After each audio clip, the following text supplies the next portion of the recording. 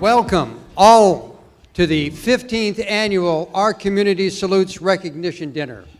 You're at a piece of history tonight and a celebration of 15 years.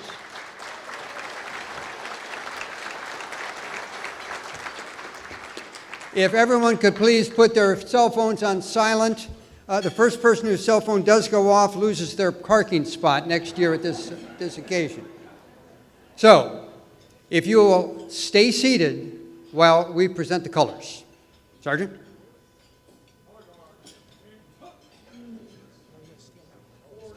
No.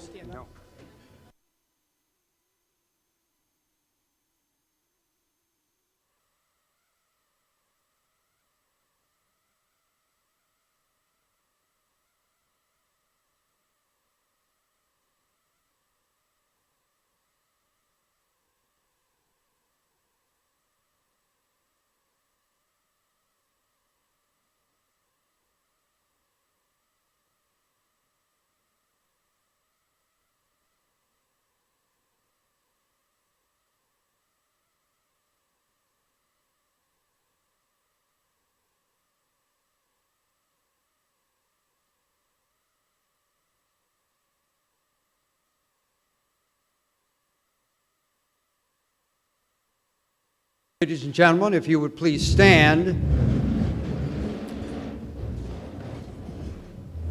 as the Army Field Band Brass Quintet plays the national anthem, followed by the Pledge of Allegiance, who will be led by Jade Gibson. Ward?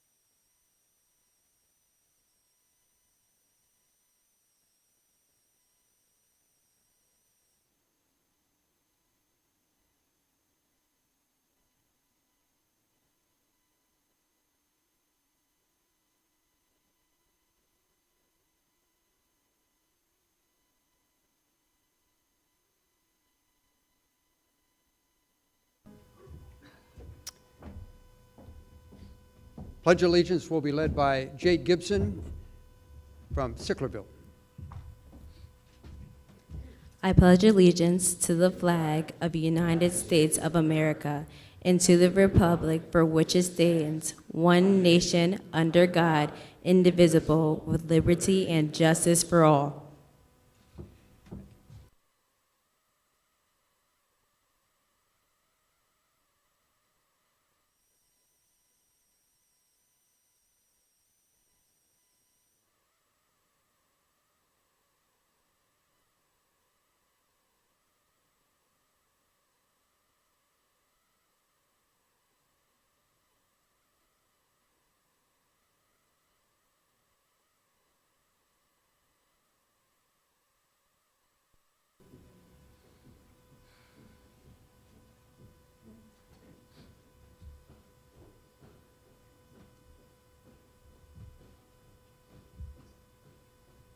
And please remain standing while United States Air Force Captain Meade Adams leads our invocation. Sir? If it's in your tradition, I invite you to bow your heads and pray with me. Gracious God, it is with grateful hearts that we share in this special occasion today. We are here to commemorate the decisions of those who have committed themselves to lives of service to their country, service to their families, and ultimately service to you. And so now as they prepare to make this great commitment, we pray that your blessing will be upon them. May they know that their service is appreciated. Strengthen us in our struggle for peace and dignity of all people. Continue to give insight and integrity to those who serve in positions of leadership. And finally, as we break bread together in commemoration of these enlistees, may you bless this food and those who have to our use and us to your service. May we be ever mindful of the needs of others. For all that has been entrusted to us, we praise your name. Amen. Please be seated.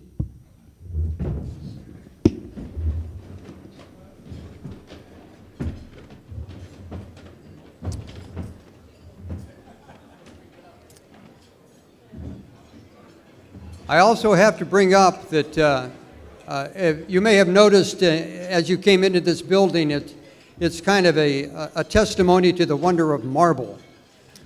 And marble, for some reason, really picks up sound. So those of you who are at back tables who may not think we can hear you, we can. So just keep that in mind as we go on this evening and have our speakers and our presentations. So as I said, welcome to the 15th one of these things. And 15 years ago, Ken Hartman was either at Penn or Drexel as a teacher, but he was also doing science pieces at the NBC station in Philadelphia. And we were friends, and he said, Terry, I've got this idea about recognizing high school seniors going right into the military. What do you think? I said, you know, that really sounds like a great idea. And he said, that's good because I've already got it planned, I've already got it booked, I've already got it partially paid for, and we're going to do our first one in May. Would you be the master of ceremonies? Well, for 15 years, we've been clicking along, and what Ken Hartman came up with is now in more than 4 dozen cities across the United States, people doing this exact same thing during high school graduation.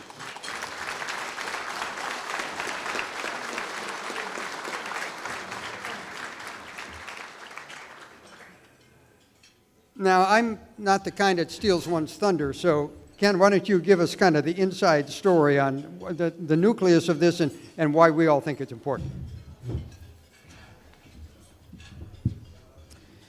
Okay, hey everyone. Yeah, I reiterate what Terry had to say. It does resonate noise. We have a lot of great speakers here who've come a long way. So I ask if the next 2 hours, if you can keep the conversation at your table down to an absolute minimum, because we're going to hear you up here, and you're not going to be the speakers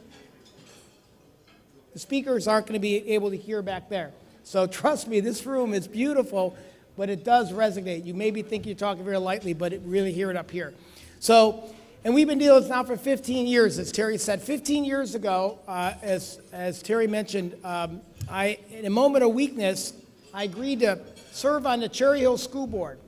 What a nightmare that was. But one of the things that I discovered when I was on the board was that we were doing absolutely nothing for the kids who are graduating from our high school and who were enlisting in the military. Full disclosure, I'm an old soldier myself, but I was an officer, went through ROTC a million years ago. And the kids who were doing ROTC back in 2009, they were getting recognized. And certainly the kids going off the academies, they were getting recognized. But I saw the moms and dads whose kids were enlisting, oftentimes in my community and communities surrounding me, often feel like second-class parents. You know, in the spring when other kids were going off to college, they were being questioned why were their kids going into the military. So I decided to do something about that, and I approached the people in this building 15 years ago and said, I got this idea for a dinner. I don't know how I'm going to pay for it. I don't know who's going to come, but I want to try. I wanted something really, really nice, something that a university would put on for their freshmen. And so here we are. So 15 years ago, we had our first ceremony here in this building. Little do we know that shortly thereafter that, I would get a call from a woman in Pittsburgh saying, hey, I heard what you did in South Jersey. Can you help me do that in Pittsburgh? I'm like, sure. We got the name. We got the website. We'll just call you our Community Suites of Pittsburgh. So in year 2010, we had 2 locations. And then the word really got out. And we went from 2 locations to 10 locations to 20 locations to 30 locations to 50 locations, 60 locations, 70 locations all over the country, including Puerto Rico and the U.S. Virgin Islands. And so in the past 15 years, we have honored literally tens of thousands of high school enlistees, 90 of them sitting here today who are enlisted in the military.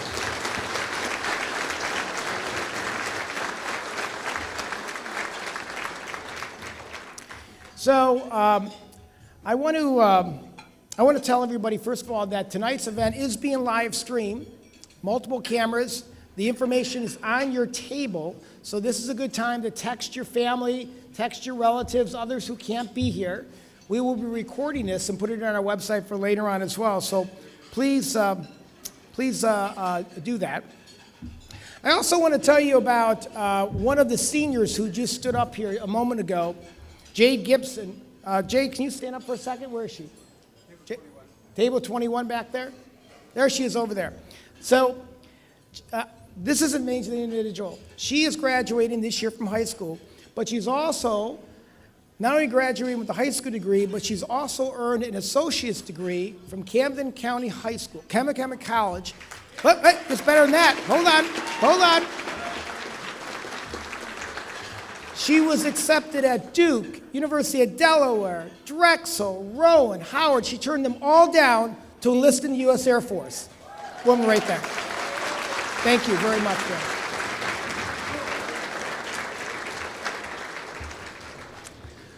So, I want to say a few words, few things, thank a few people who are here right now, and I'd like to ask them to stand when they get here. First of all, this couldn't be possible without an amazing board, and fortunately they're seated in different places here today because of we had over, this is the largest group, I think you said, we've ever had in 15 years. On Friday, as Kathy, God bless her, our registration person did, we had over 60 people we had to say no to. Because we had so many more high school seniors, and we weren't going to turn them down. It wasn't a fun experience for any of us, but I appreciate your patience today at the registration. Normally we have about 325 people. Tonight we have 422 people in this room. It cannot hold any more.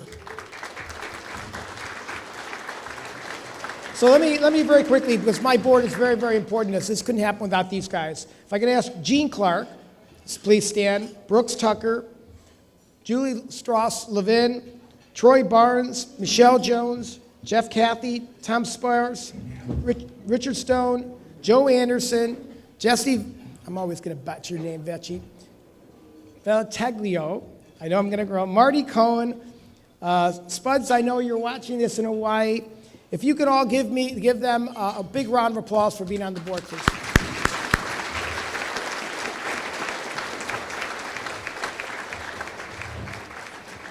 So, I also want to mention a few important people who are here today. And we're going to start with our seniors. So can we ask all 90-plus seniors to please stand so we can recognize you right now? High school seniors.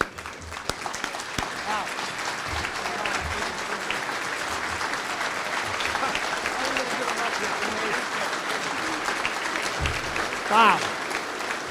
Now, okay, sit down. You're gonna get your turn in a second. Moms and dads, get your camera ready. You're gonna have plenty of time later on because every one of them is gonna be called up here for some gifts and recognition, one by one. Let me now turn to the parents, moms and dads. The parents, could you please stand so we can recognize you?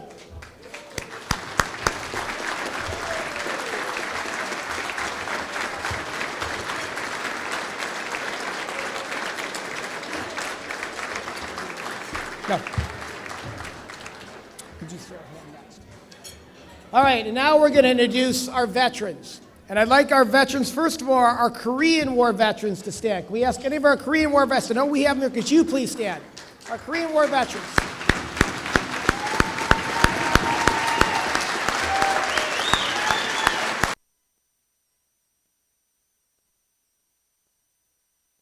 Thank you very much.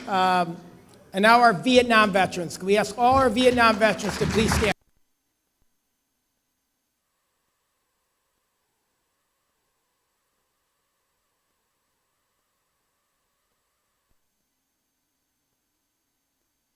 Any of our Cold War, Iraqi, Afghani veterans to please stand as well.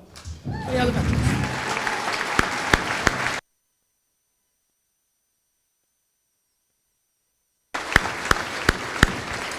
Now, I have two final very special veterans who are in the audience tonight. Two World War II veterans. Let me tell you who they are. First of all, I'm going to introduce Joe Cacciatelli, who is a Army veteran, 100 years young. He was the corporal participated in the Battle of Kazano, where he was captured by the Germans and held as a prisoner of war for 15 months. And sir, Joe, if you could please stand, we're honored to have you in this room today.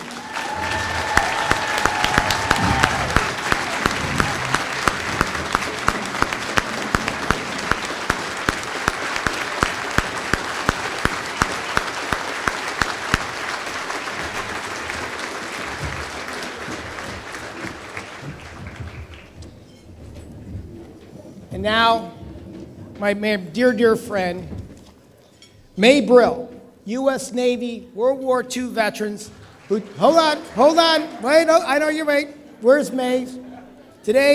Tomorrow is May's 99th birthday, and we have a little present for her. May is over here.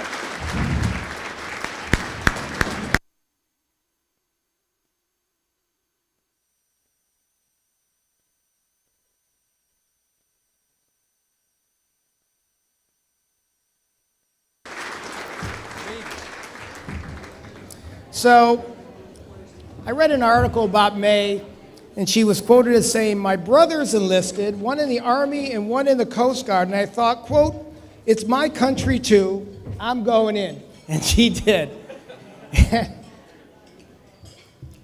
I also would like to recognize one of our Gold Star mothers who are in the room today. Linda Kane, could you please stand?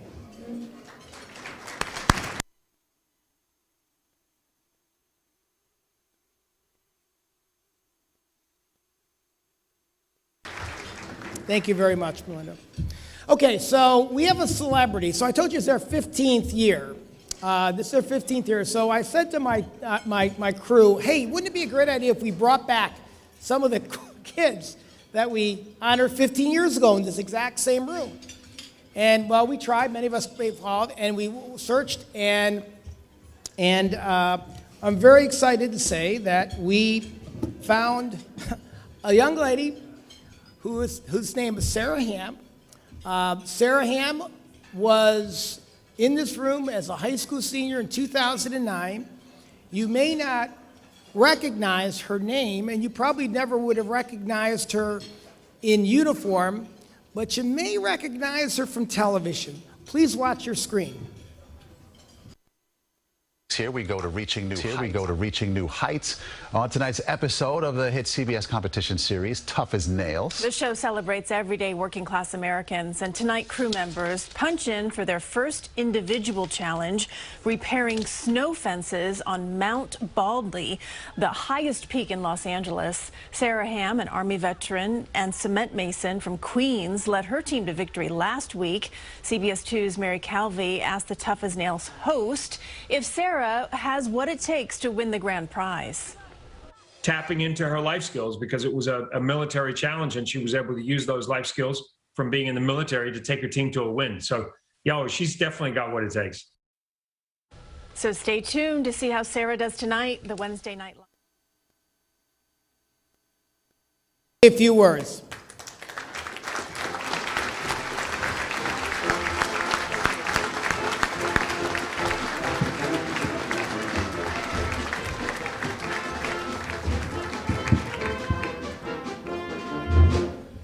Good evening, and congratulations to the class of 2023. When I was a part of the first OCS in 2009, I would say that a lot from that day to now has changed. When I first put on my uniform, Barack Obama was sworn in as our 44th president. Operation Enduring Freedom was 8 years active. There was a global epidemic called swine flu. We as a nation were trying to recover from a recession. I remember feeling impacted by the events around me and wanting to not only just do my part, but actually be a part of something that's bigger than me. And so honestly, I wasn't sure what I wanted to take up, what school I wanted to go to, but I knew that the military would not only be covering schooling for me, but it gave me many skills that you can learn through job training, through field exercises. It gives you hands-on experience that some only watch movies about. To be honored on that day, it gave me a sense of pride that I never felt. It also confirmed to me that though my journey may not be an easy one, it would be rewarding. I remember that day seeing some of the chain of command that was present and here tonight as well, and I was honored that they took their time out to come support a decision that, for whatever our reasons, many different walks of life, they stood behind us. And I'll tell you this, if you're ever feeling unmotivated, get around to good rank, real good leadership, and see if one good conversation with them doesn't leave you feeling like you want to be challenged. It was at my OCS ceremony that I really understood the significance of my decision, and when I realized that that very decision would be one of the biggest things I'd ever do. Because of that night, I started my service not being scared of the unknown, but welcoming it. And also, if asked today what some of my military highlights were, the relationships I formed would be at the top of the list. It was amazing to find people with like-minded goals from different walks of life, from different cultures and places. The thing about joining the military is, yes, you will take orders from your leadership, but that willingness to receive guidance will only make you a leader in the future. As you saw 2 summers ago, I competed on the CBS show called Tough as Nails, and on some challenges, I was picked as my team to lead. My military experience helped in this competition prepare for tasks. It taught me that I was able to adapt to my circumstances, and I believed in my leadership abilities.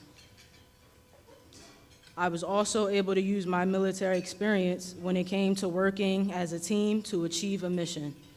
No matter how long you plan on wearing the uniform, know that it's an invaluable opportunity that will stay with you for life. And so on that note, I want to leave you guys with some advice. Number 1, be the battle buddy that you want in return. Take care of each other. Set an example to your peers when possible. Learn to listen and wear your uniform with pride. Remember when, and yes, I do mean when, you're getting yelled at, don't take it personal. You're not special, it's just your turn, in the words of my late recruiter, Sergeant Johnson.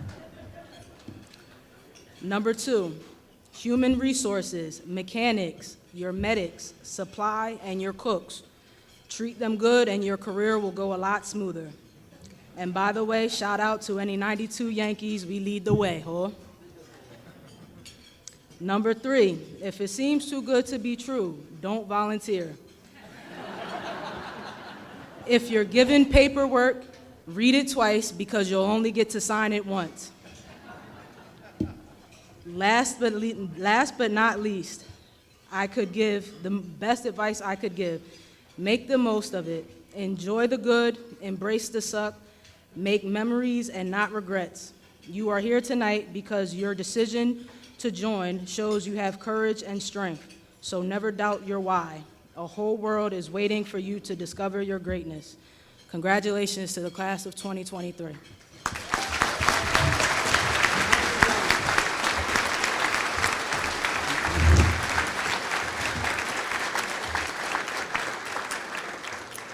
Well, obviously, we have 10 pounds to put in a 2-pound bag tonight. So the rule is you're certainly welcome to keep eating. No talking, but you're welcome to keep eating as we go through this.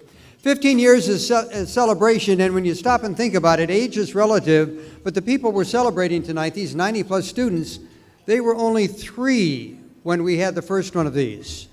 And for those of you over 40, these kids weren't even born when 9/11 happened.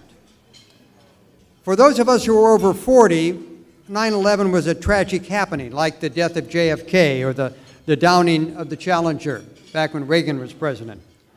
For students here tonight, they're a happening, but they're more of a history lesson than those of us who lived through it.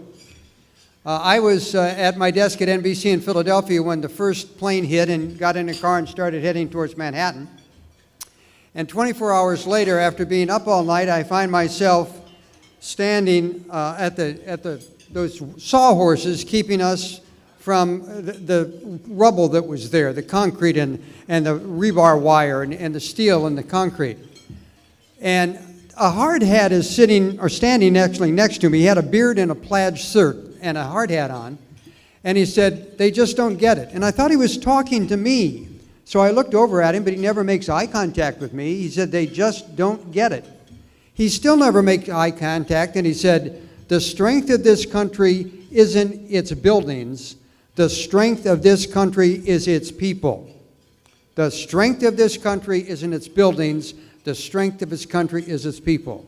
That happened to me 22 years ago, and I tell it every time I'm MC here because I think it's just as relevant today as it was in 2001 or 15 years ago when this agency first started. So, I think that's important because there are countries that are made with bricks and concrete.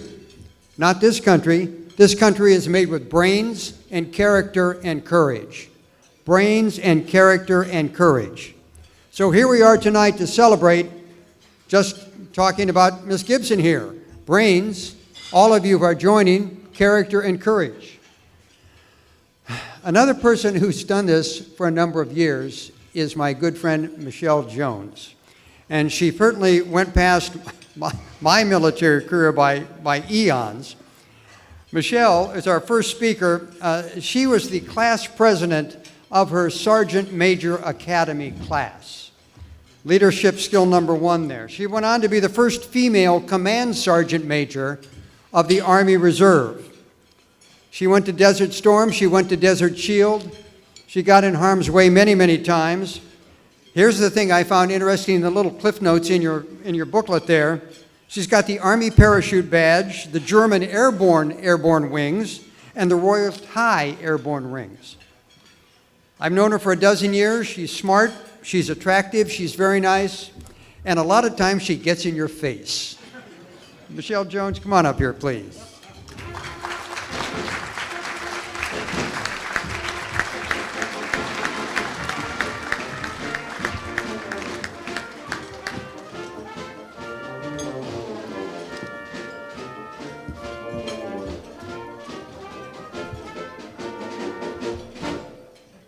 All right. Well, good evening. Good evening. Ken, they just don't know, do they? Okay, we're going to try this again. I'm going to turn around, and I'm going to say good evening. I'm going to walk away from the microphone, and if I am louder than you, then there's a problem. So here we go.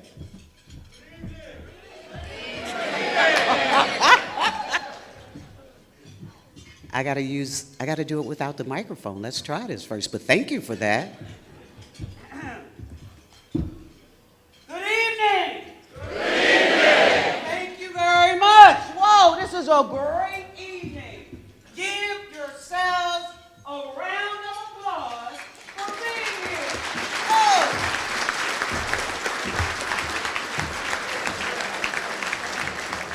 Whoa. You're in for a shock tonight. First of all, don't let the skirt and the pumps fool you.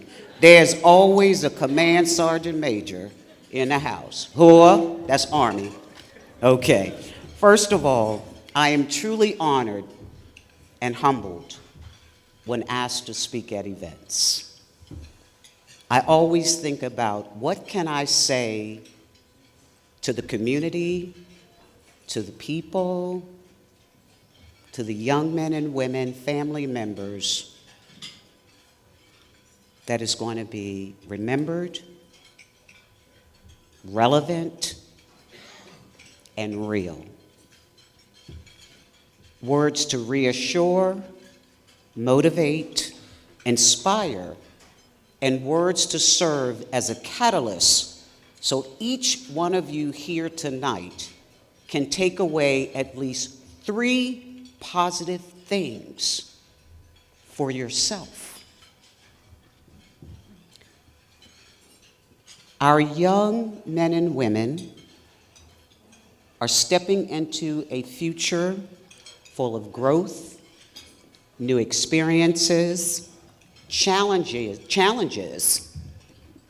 and entering into a brotherhood and sisterhood like no other. Tonight's event may be the first for many of you, and for quite a few, it's not your first. I'm often asked, and this is probably about my 40th OCS event over the years, and I'm often asked, why do you keep doing it? Why do you keep talking to these young men and women? And I'll tell you, it's important to me, it's a passion, it's a commitment, and it's a way to celebrate and share some pearls of wisdom from an enlisted soldier that served for 25 years. And to let the family members know that it's okay. So, what I'm going to say to you, I'm going to share my thoughts, my feelings, and my beliefs. It may not be the most eloquent, but it is the most sincere. So sit back and relax and know what I'm about to say is truly from the heart. Now, I want to warn you, you already know that I can bellow without this microphone. But I also want to let you know that if you think I'm going to stand up on this stage, you are sadly mistaken. And if I see you sleeping, nodding, I'm going to call you out, so just beware. So anyway, first of all, to the wonderful community, thank you so much for your outpouring of support and love for these young men and women. They are your future community and business leaders, entrepreneurs, analysts, police, doctors, etc., and a host of other professions. All will return with new professional skills, life skills, a commitment to others, and contributing members of your community. You have made an investment with your time, and it will grow exponentially. They will remember this send-off. They'll go off to their training, but they'll realize truly how special it is when they talk to their battle buddies and find out that they didn't get this. To the parents, guardians, loved ones, my sincere gratitude for you, to you. I know you're afraid, you're skeptical. For some, you may say, well, I served, I think this was great. But they're still your babies. And some of you may be even thinking, what in the heck are they getting into? But I want to share with you, and you may not believe this, but I was somebody's daughter, somebody's sister, somebody's auntie, somebody's cousin. And for my friends and my family, the proverbial poster child, daddy's girl. But let me tell you what your support means to them. And this is one of the first times I walk away from this microphone. Hold on.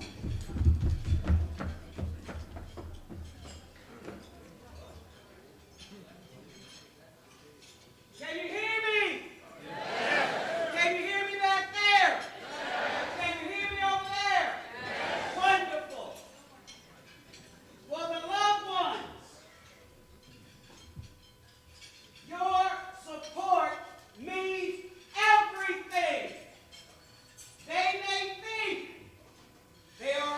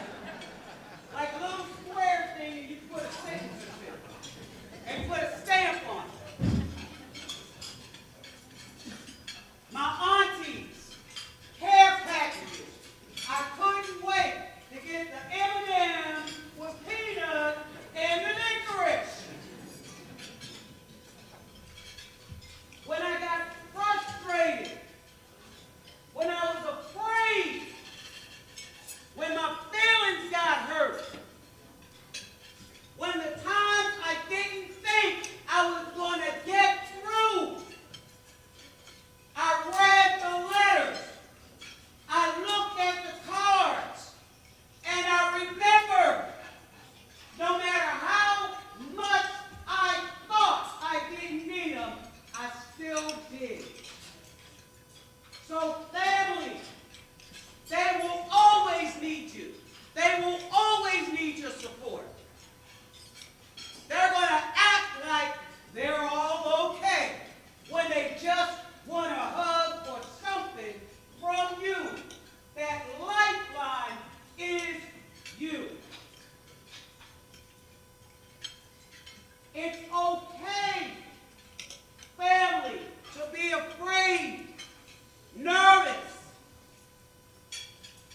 but we train them up real good. And if they get someone like me, which my soldiers call me Big Mama Army, absolutely, they might get angry and tell you they can't run anymore, but trust me, they will. So be there for them.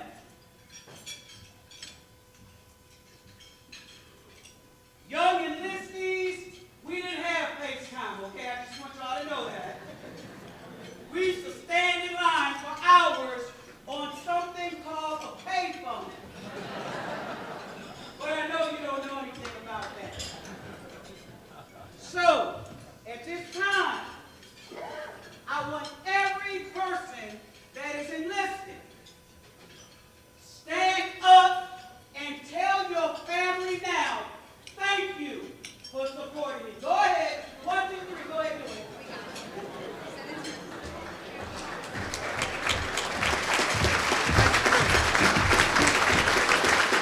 There you go. They're going to be there for you. And family, they'll still need you.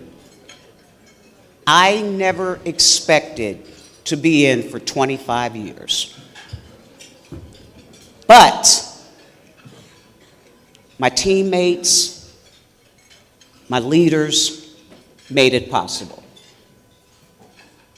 And I gotta just mention one in particular, talking about friendship, and he doesn't know I'm gonna say this, but General Joe Anderson, please stand up.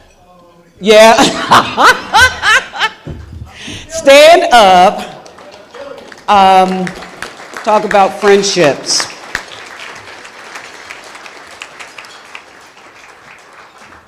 Known him for over 20 plus years. You never know how the circle will come back around. Much respect and much love, sir. Yes. He's the only person that I allowed to get up in my place in space, just to let you know. See that? Anyway, okay. Now, again, families, believe in your son, your daughter, your loved one. Please. Now, for the newest members, this is for you. Thank you for the courage to join. As they always say, you're the elite. Less than 1% of this population joins. Go ahead. Absolutely. Absolutely. Now, because we have multiple services, everybody knows the Army will say, "Huh." Everyone knows the Marines will say, everyone knows the Air Force will say, everyone knows the Navy will say, everyone knows the Coast Guard will say, okay, and the newest Space Force, okay, that's okay. But because I'm talking to all services, if I say something to the new enlisted men and women, I don't want you to say oorah or nothing. I want you to say clear. So we're going to go ahead and practice this, okay? I say clear, you say Oh, that didn't sound good. Y'all gonna have a tough time in basic training. Let's try this again. I say clear, you say clear. I say clear, you say clear. That way I understand that you, or I know that you understand what I'm saying to you. Clear? Clear. There you go. Sounds good. Hope for 'em. Okay. First of all, like I said, you are elite, less than 1%. For the ladies for the ladies that are enlisting in the military. The only thing that is different, first of all, when I joined, there were very few opportunities for me. There were very few opportunities for a lady, and my good friend over there that served in World War II, over there were definitely less opportunities for her. This time, at this time, you can serve in any career field that any of the services offer. So please remember that. The second thing is this: the only thing different about a woman's service in the military is every woman that has ever served volunteered. It has always been a voluntary service. No woman was ever drafted. Understand that. I have been over 50 countries around the world. You will see more than you ever thought that you would. And let me say this: there's beauty in all of them, but there is no greater country to me than the United States of America. Remember that. Remember that. Remember that. You are ambassadors and unofficial ambassadors every time you put that uniform on, no matter where you go. Next thing. Our world has changed tremendously, and it continues to change. Each one of you have your personal reasons as to why you are joining. I joined because I saw the coolest commercial. It was, at that time, Be All You Can Be. I think it's back again, but Be All You Can Be. And this guy was jumping out of this perfectly good plane. And I said, I want to do that, and I want to meet him. But I didn't meet him, but I did that. Anyway, you have your own. That's why I joined, why I stayed. 3 reasons, and only 3 reasons. 3 reasons that I was willing to die for, in this order: God, country, and family. For me. What is yours? So, I've had more titles than I can shake a stick at. Don't get caught up in the titles. Don't get caught up in the rank. You do good, you'll get promoted. Don't get caught up in the titles. I've had more titles than I can shake a stick at. The title I love the most is Command Sergeant Major, retired. Okay? The title that warms my heart is Mommy. And the title that I am most proud of is Veteran. Don't get caught up in the titles. Do train hard. Now this is where we differ. I say do take advantage and volunteer for everything. I really do, and let me tell you why. I volunteered for stuff that I said, what in the heck was I thinking? But as I grew as a leader, my experience was vast. Didn't like them all, but it made me a better leader. Do take calculated risk. Do make missteps versus mistakes. Missteps, you can always back up and take another route. Mistakes are going to be a permanent mark. Learn the difference. Do better than you ever thought you could. Do become a member of the GSD Club. Get stuff done.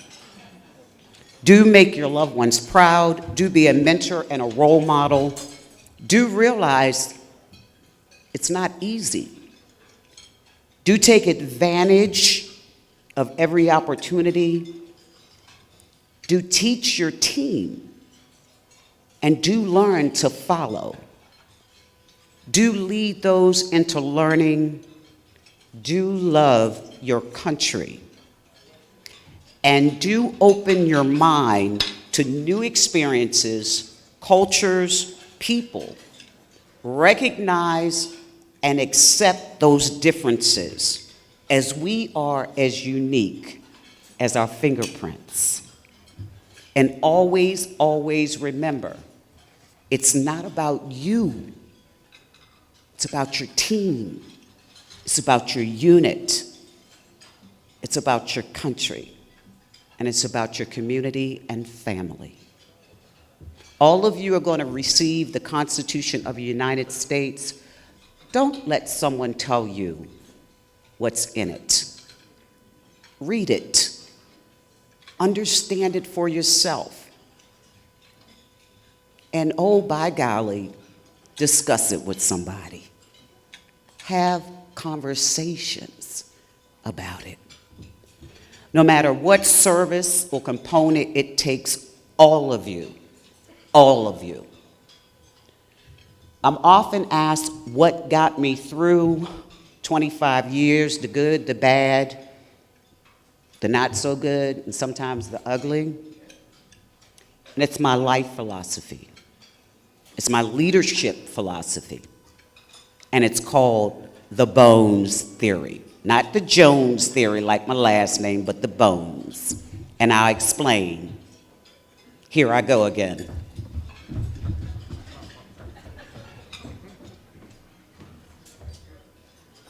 Backbone. Yep, backbone. Having the courage to stand up and be who you are. Having the courage or the backbone to go against the tide when the tide is going the wrong way.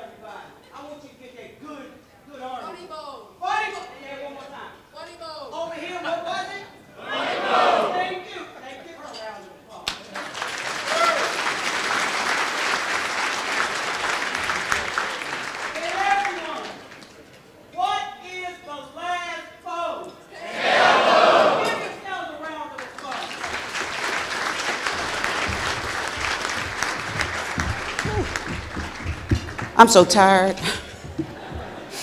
Anyway, whew, like I said, it's not about you, it's about a group. It's about your service, about what you do for others.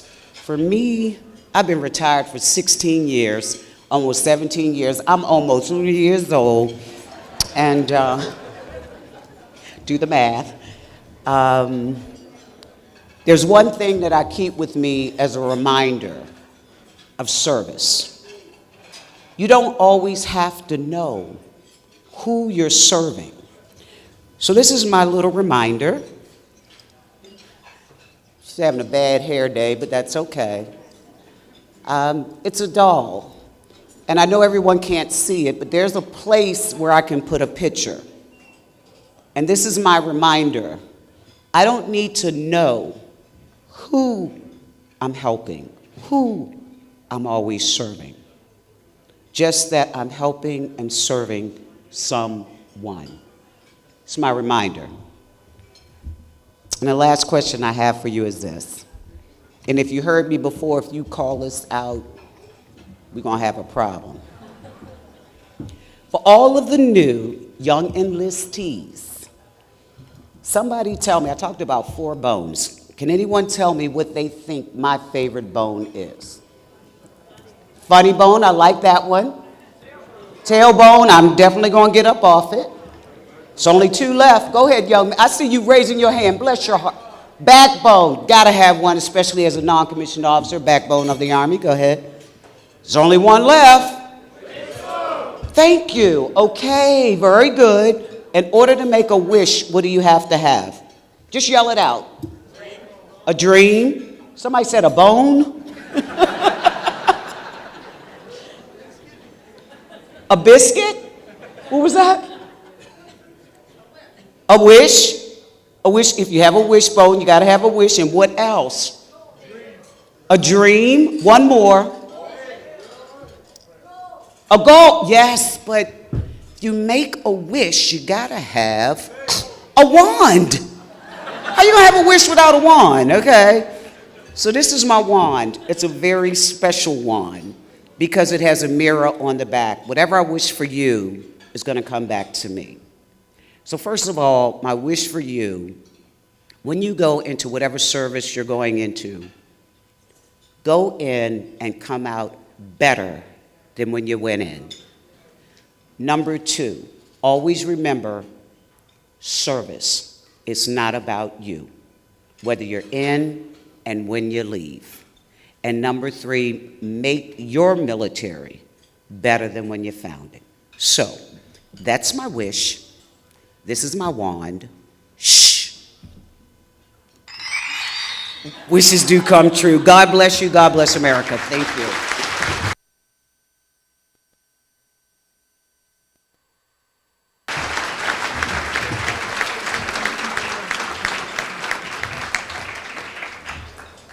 All right, show of hands. If the sergeant major said jump, how many would ask how high? Nice job, Michelle. Some of us are of the age where back in the 60s and Vietnam was in full swing, we were in school and involved in the Reserve Officer Training Corps, ROTC, R-O-T-C. Such a man was Jack Jacobs. He was a student at Rutgers University, and that's about an hour's drive up the pike, so we'll call him a local. Okay, we'll give him that. But little did we know back in the mid-'60s or early '60s in Jack's case, what he was going to do when he was put to the test to make himself, his family, his school, his state, and his country proud. You've read the programs. There should be a little description there of what Jack Jacobs went through. He's in Vietnam. A mortar attack comes in. The commander of the company is injured. Jack has to take over. He can't see. He's bleeding. And he pulls people to a safe position. For that, President Richard Nixon awarded Jack the Congressional Medal of Honor for his brains, his courage, and his character. And by the time Jack was released from active duty, we call that refrad, By the time he was out, he not only had our nation's highest honor, he had 3 Bronze Stars, 2 Silver Stars, and 2 Purple Hearts. Ladies and gentlemen, please stand and welcome Colonel Jack Jacobs.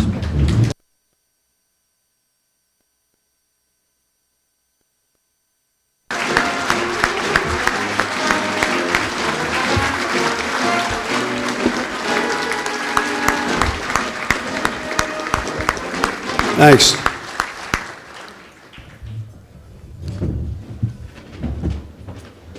Thank you. You can hear me, I assume, yeah? Can you see me at all? I'm extremely small. I asked them to get a smaller podium, but they didn't do it. I saw many of the kids out there when we took a picture, and you're small too. Being small is extremely good. I don't know how normal-sized people manage to survive combat, to be honest with you. As soon as all the bullets and the shrapnel start flying around, everybody tries to get to be about this big. It reminds me of an amusing story. I spent an inordinate amount of time on television, and years ago, when the war in Iraq got started, I was at MSNBC alongside Lester Holt, who was an anchor at MSNBC and is now anchor of NBC Nightly News. And Lester, who's an Air Force brat, is about 6'2"-ish. And it may come as a shock to you, but I am not 6'2". As a matter of fact, you have to be 5'6" to get a commission in the Army. I had to get a waiver because I was 5'4" at the time, and now I'm not even that. As a matter of fact, I'm shrinking. I'm disappearing even as you're looking at me. One of these days, I'll disappear altogether. I'll still be here, you just won't be able to see me. Anyway, we're on the set, and we're talking about the war. There's this big sand table down on the floor, and I've got a pointer just waving it around, pointing it, saying, here's the 3rd Division, when I had no idea where the 3rd Division actually was, and so on. And we go through about 8 minutes of a block, and we go to a break. And the guy who is running dayside, I can't remember who it was, comes running out to the set during the break and says, this is not working out. So what do you mean it's not working out? He says, well, we're having a really hard time getting you and Lester in the same shot. He says, when we zoom in on you, we see your head and Lester's armpit. It's not working. And when we pull back so we can see all of Lester, we can't see you at all. You start talking, and it's like Lester is a ventriloquist. His mouth is shut, but here's all these words. He says, so you're going to have to stand on a box. All right, stand on a box. So 12 stage, it's a union shop. 12 stagehands come out. 11 guys looking at one guy putting a box down.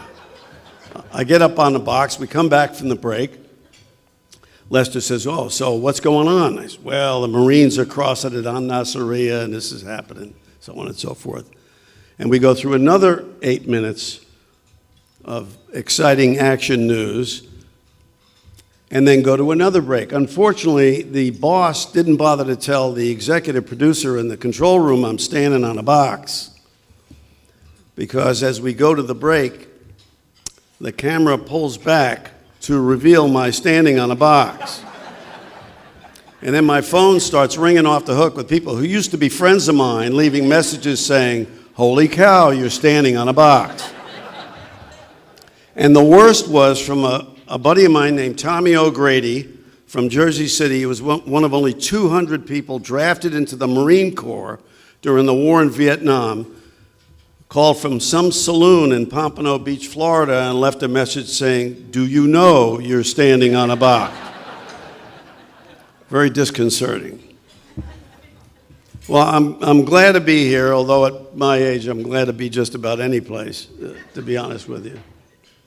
I joined the Army at least partially because of my father, who was studying electrical engineering at the University of Minnesota when he was summarily dragged out of school and thrown into the Army. And he fought in New Guinea in the Philippines. He hated getting dragged out of school, hated the Army, hated getting shot at, nobody likes that, and got out of the Army the instant he possibly could when the war was over. And yet, when he got to be my age, all he would talk about was how proud he was at having saved the world. And he had, and your generation did save the world. Without you, we wouldn't be here today.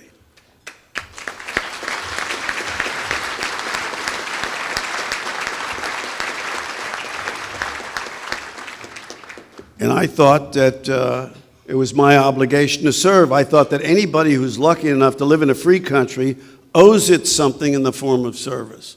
And so I decided I was going to join the Army. I went through ROTC like you heard, and I came into the Army as a second lieutenant. My objective was to stay in for 3 years and then get out. But I stayed, and I stayed because I really loved the people and I didn't want to leave them. And today when people ask me, what do I miss most about the Army? It's the people. I always feel better when I'm around people who are veterans or people who are serving, and I always go back to them. We're all part of a club that is very, very small, but a very small club that has managed to keep this country free for as long as we've been free. You're now a part of it.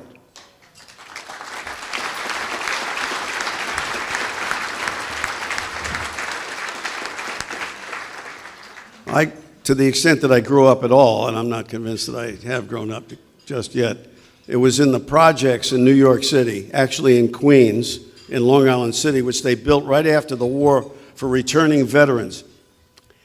Every household had made a contribution to the defense of the Republic.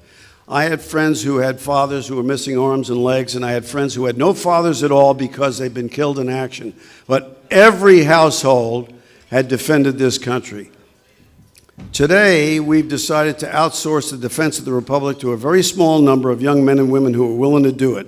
You're at the cutting edge of freedom. All 330 million of us are relying on you not to let down all those people who served and sacrificed and who came before us. I want to thank you for doing that. You're part of a long line of patriots that we hope will never end. It's up to you to stand up for all of us who cannot. My first assignment was in Charlie Company, 2nd Battalion Airborne, 505th Infantry. I went airborne because they paid you extra money, and you didn't have to do anything. Gravity does all the work. I'm not lying when I say that the first 5 airplane rides I ever took, I jumped out of them. I had never been in an airplane until I went to jump school. You don't have to do that now, but if you do go airborne, they will pay you extra money, and gravity does do all the work. All you have to do is have a good exit position, and you're just going to be fine. When I got to my unit, the war in Vietnam was heating up, and all the officers, non-commissioned officers, and enlisted men they possibly could find were being sent off to Vietnam. And when I got there, the only officers in my company were the company commander and me. And I was in charge of everything in the lives of about 150 men. There is nothing like military service that gives young people authority and responsibility at an early age. And years later, when I retired from the Army, as a result of being at some cocktail party, and the guy said, I'll pay you a lot of money to learn the bond business. I went home and my wife said, how was the party? And I told her. She said, what's the bond business? I said, absolutely no idea. But I was 42 years old making $40,000 a year, and so I decided to retire. But when I made the decision to retire, I asked the guy who made me the offer, let me see if I get this straight. I don't know anything at all about the bond business, but nobody's shooting at me? And he says, oh, I can do that. I can do anything. I can do anything. And the fact of the matter is, you can too. You not only can do it now, but you're going to be able to do it as long as you're in the service and afterwards, because you're going to take all this authority and responsibility that you will have as a young leader, and you'll all be young leaders, and you could take it anywhere you go and do better than anybody else can possibly do it. I want to thank you very, very much for making the decision to be part of us, but not just for what you've done now, but for what you're going to do. I'm reminded of something that Sergeant Major just said that really stuck in my mind and has always stuck in my mind, and that is about the communal nature of being in uniform. It was Benjamin Franklin who wrote, just before we actually got involved in the shooting war during the Revolution, he wrote, "We must hang together or we will surely hang separately." All of us in uniform, and that includes you, we live by that. So thank you very, very much for what you've done and what you've decided to do, but thank you very much for what you're going to do. God bless you.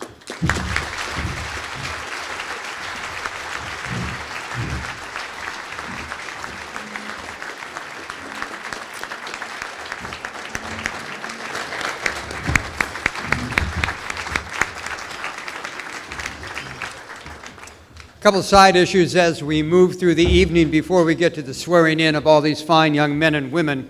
One, you may have noticed there's some rules or regulations on how you can call your friends and say, hey, this is on the OCS Facebook page. So it is being broadcast to several other places beside the 440 plus people in this room. So there are other eyes on what's happening here tonight. I want to take just a minute to thank the Army Field Band Brass Quintet. They've been here before. They're very, very good. And Ken and I are over there talking, where you're from. Oh, I'm from Ohio, I'm from Connecticut, I'm from Virginia. But Scott Devereaux, stand up, you tuba player, you. This is Scott Devereaux, and the reason he's got a Delaware Valley connection is he went to the Curtis Institute of Music on Logan Circle in Philadelphia.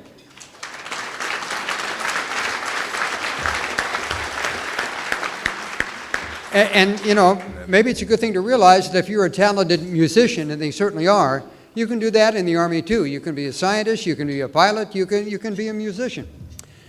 Well, some of you may know there was a time in my broadcasting career when I did the weather. I did the weather for about 5 years at NBC here in Philadelphia, and quite frankly, it was a pretty good gig. How many people do you know that get paid good money for being wrong 50% of the time? Maybe baseball players, but it's the same principle there. And I used to have people come up to me and say, hey, Terry, why is it raining? Or, Terry, how much snow are we going to get? And I would go, wait a minute, I'm in sales, not management. And I thought I was so cute saying, you know, I'm not responsible for this and everything. And they would chuckle and get it and walk away. Or our next two speakers tonight are in sales and management. They are an admiral and a general who are in charge of recruiting for their particular branches of the service. So they're not only in charge of the people trying to sell the military, they're also trying to sell the military themselves, salesmen and managers. Our first speaker is Admiral Lex Walker, and he was involved in a program. I remember this, but when it came back out, I hadn't thought about it for years. They used to have a program when I was in the military called the Broaden Opportunity for Officer Selection and Training. And it's kind of a talent scout hunt. They're looking around for people that think that have moxie and have courage and character and brains. And such a man is Lex Walker. It's Alexis, but it goes by Lex. So let's get this on the table, sir. I'm sorry. Sorry. So, was he a good choice? Absolutely. If you look at all the places he's been, he's got the brains, the character, the courage. And the other thing I like is he got a degree in broadcasting along the way. And Admiral, you know what that means. After the military, you can be a TV weatherman.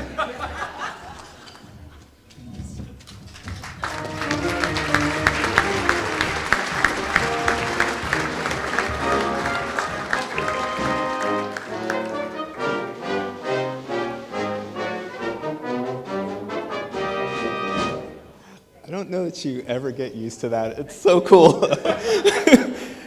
Good evening, Colonel Jacobs, Dr. Hartman, General Bowers, distinguished guests, family, and friends, and of course, good evening to our future service members. I want to extend a special thank you to our community salutes for having me here today and to help honor all the young women and men here. This is incredible, and like you said, right, the ability to recognize their enlistment is every bit as important as what we do on other sides.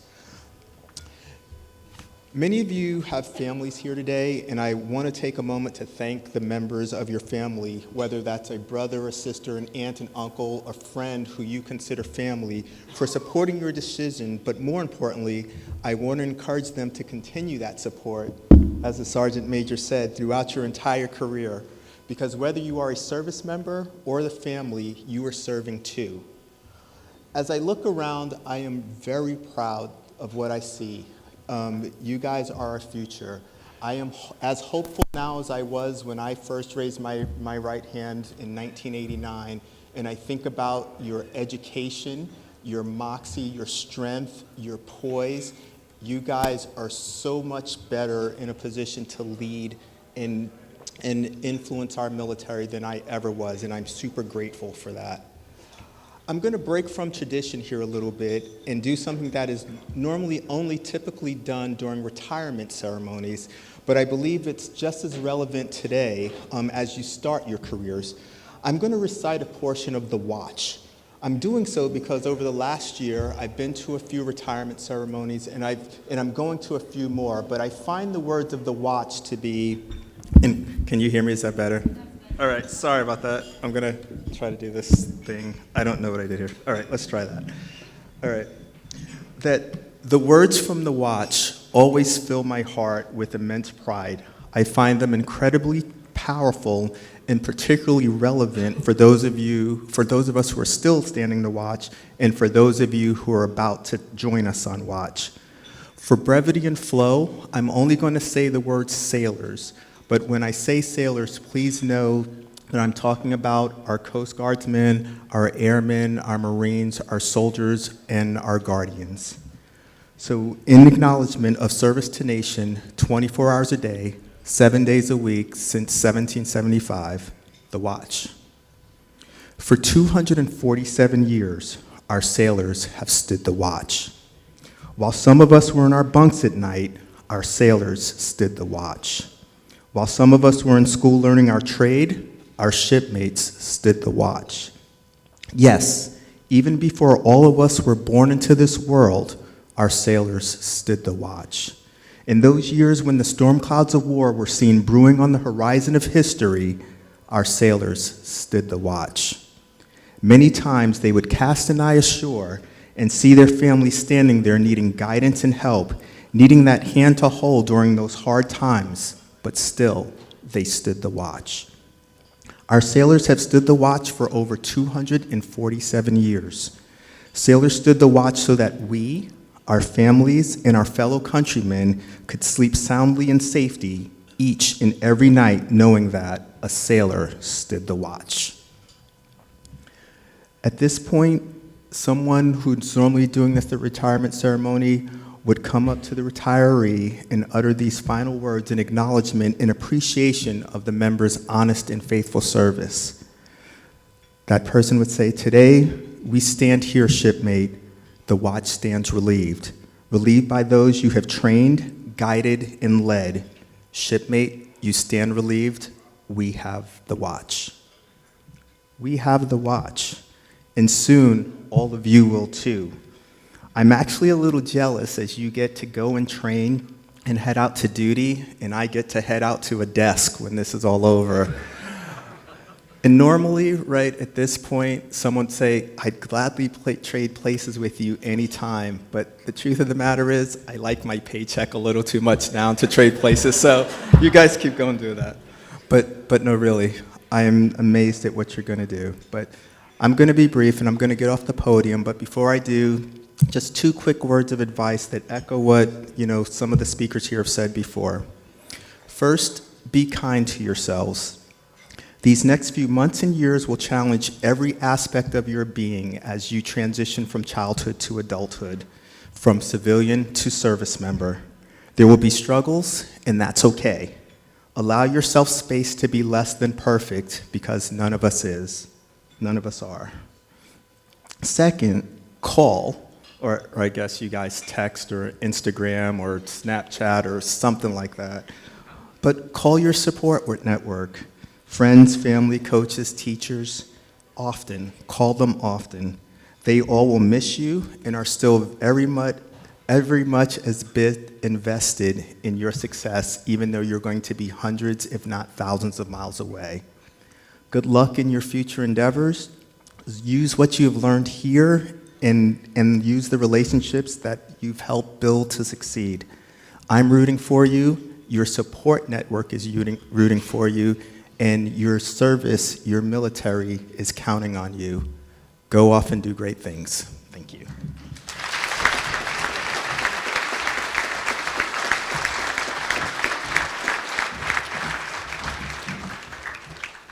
Don't ask me why I've taken my napkin with me to come to the microphone, so I don't know here. You know, one of the things that's neat about where we live in the Delaware Valley, and there's a myriad of them, but specifically to this group tonight, Army, Navy, Air Force, Marines, it was less than 20 miles from here that the Army was founded back in June of 1775. Then in October, we had Commodore Barry come along, and the Continental Congress said, we need a Navy. That was October of 1775. And it goes right into our last speaker tonight, because in November of 1775, the United States Marine Corps was founded at the Philadelphia Navy Yard. Our Marine tonight is General William Bowers. General William Bowers, on his little resume thing, is the father of 3 and a happily married husband. He's an engineer by trade. When I think of the Marines, I think of John Wayne and a M1, rather than somebody driving a bulldozer or using a slipstick. But it just shows how far we've come along as far as the military goes and what opportunities there are for all of you in the service. Now, he's got brains, he's got courage, and he also has been around the globe with those talents that he's got. He's got the Bronze Star, and he's got the Legion of Merit with the Gold Star. And the general is also one who will be swearing our 90-plus students here in tonight officially at the end of his speech. So, General, please.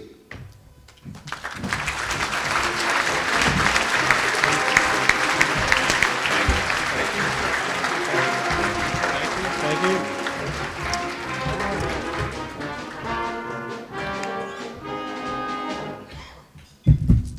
Well, good evening. Ladies, gentlemen, distinguished guests, most importantly, class of 2023, thank you all for coming out tonight. What a wonderful evening. I guess I want to start by thanking our community salutes for the vision, the discipline, and the execution to put an evening like this on, to recognize those young men and women of character stepping forward to serve their country in this day and age, just so important to us, so important to our community. Thank you, our community salutes. Have a round of applause for our community salutes.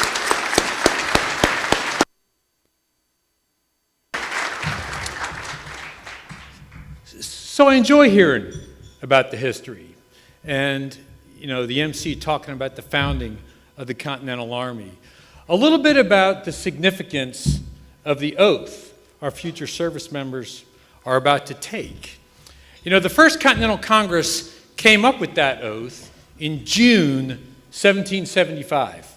That was the same Continental Congress that they commissioned Colonel George Washington of the Virginia Militia to be the general, the commander-in-chief of the Continental Army, which they did. And those young men at the time who stepped forward were committing to the ideals of a country. Of course, George Washington took them up to Boston.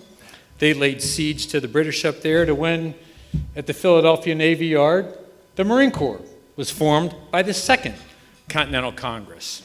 And you know, you future service members, you young men and women stepping forward, you're going to take the oath tonight about 30 minutes south of where Washington saved the Revolution, with the daring crossing of the Delaware, attacking the Hessian garrison, right? And then attacking the Hessian garrison and then pursuing the Redcoats north to the Battle of Princeton, which is the first time where U.S. Marines engaged the enemy on land by fixing bayonets and driving the British from the field.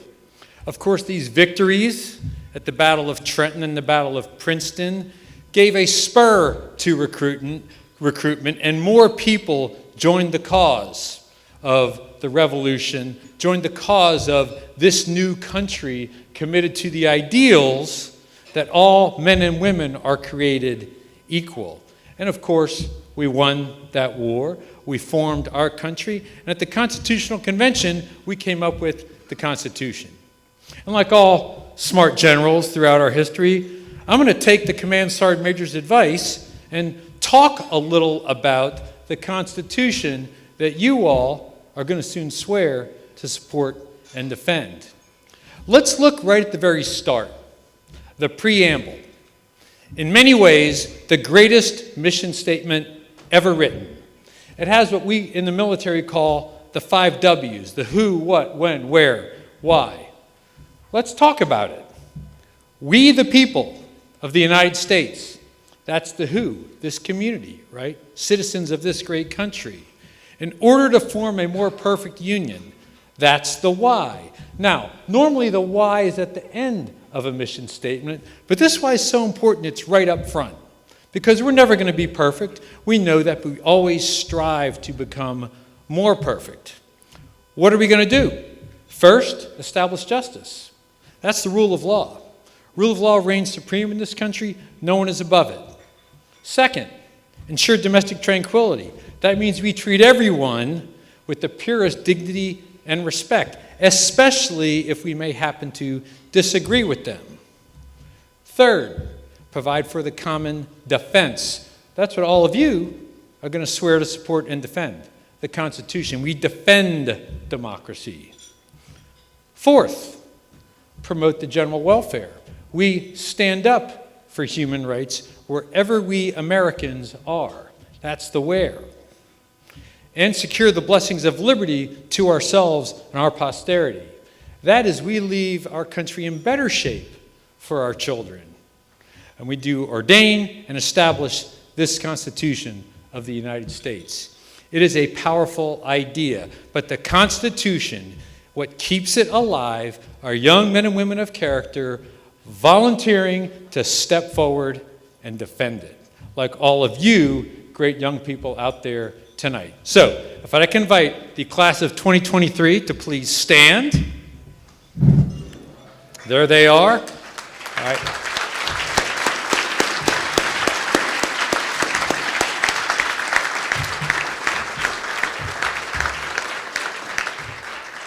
And I'd also like to invite, not require, but invite all active duty and veteran service members to please stand, if you choose to reaffirm our oath to our great country with our future service members.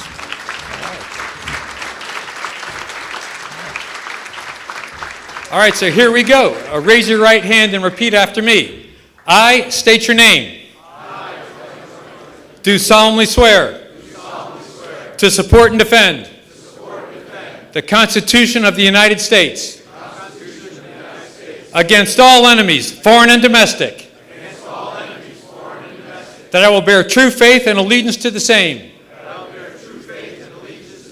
and that I will obey the orders of the President of the United States and the orders of the officers appointed over me, according to regulations and the Uniform Code of Military Justice. So help me God. Congratulations. You're sure you're an engineer and not a history teacher? We salute you.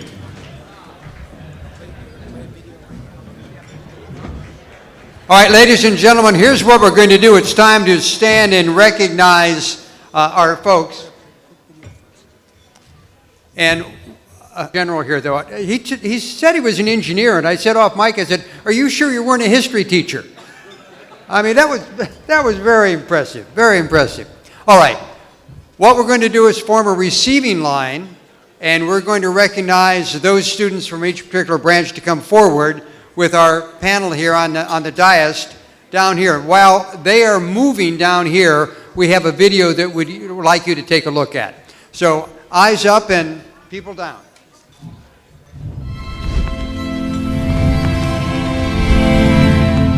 What does it mean to respond to the call to serve? What does it mean to respond to the call to serve?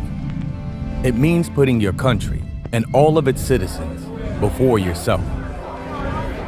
It means taking a stand alongside your brothers and sisters in uniform to protect our freedom. By putting on that uniform, you're stepping into a legacy that's built by those that have gone before you. And you're part of a brotherhood of men and women who have chosen to rise up in these critical times. You made more than just a decision to serve. You made a decision to protect, to defend, to stand up for what's right, and to help make our world a better place. You made a decision to live every day of your life with honor, courage, and integrity. What the world needs now is hope for a better tomorrow. It needs leadership in times of uncertainty. It needs strength to believe that we can overcome anything if we do it together. What the world needs is you. Thank you for answering the call.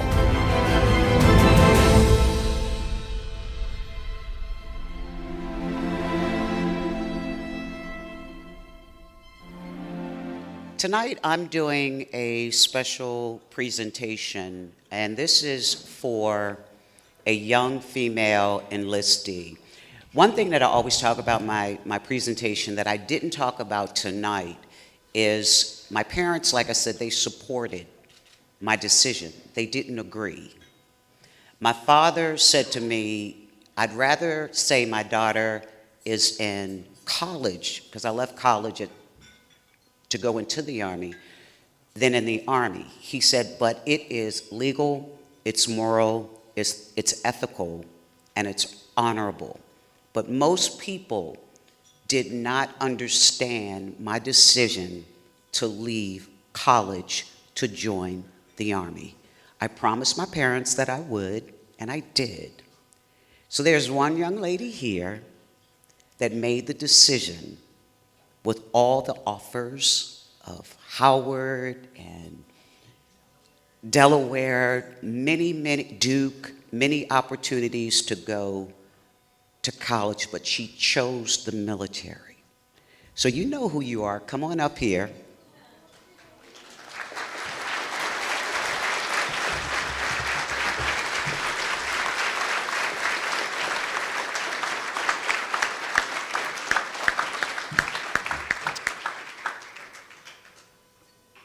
I'm going to come down to you. Now, this pen, it's a dog tag, and it says, "Women proudly served." So this is my very last one, and I want to give it to you, so I'm coming down to you.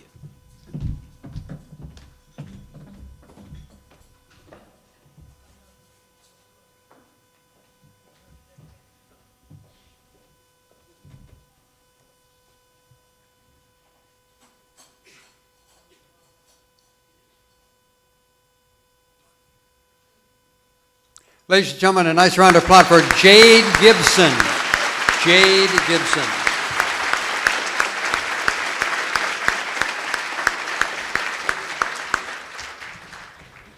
All right, it is time to start, and we'll start with the Army. You wanted to say something before we get going yeah, here. we're going to have a little fun here tonight. We have a long tradition in our community flutes of playing the fight song for each of the services.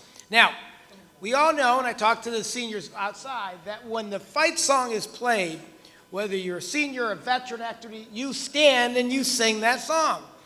And so we don't expect the seniors and maybe some of the old timers to know the words to that song, so we put it in your program for you. So tonight, let's go over some history, though. The Marines are usually the ones who are the loudest, just because they're Marines. But tonight we're going to make prove that's not the case, are we? Yeah, so because we have the other services every year, those Marines. Although there's a whole raft of them back there, we could be in trouble. I know. So what we're going to do is we're going to invite before the band plays, again, we're going to do Army first, and that includes the Army first. Right. And so we're going to call up, before we play the song, we're going to call up the captain to come up. Captain Kinjal Bahada, would you please come up to present your Army recruits, please? So we put the representative from the service on the spot because, of course, she's now at the microphone. So she's going to lead every single soldier. So at this point in time, come on up here, ma'am. She's desperately looking up the words, I think, here. After the song. You lead the song.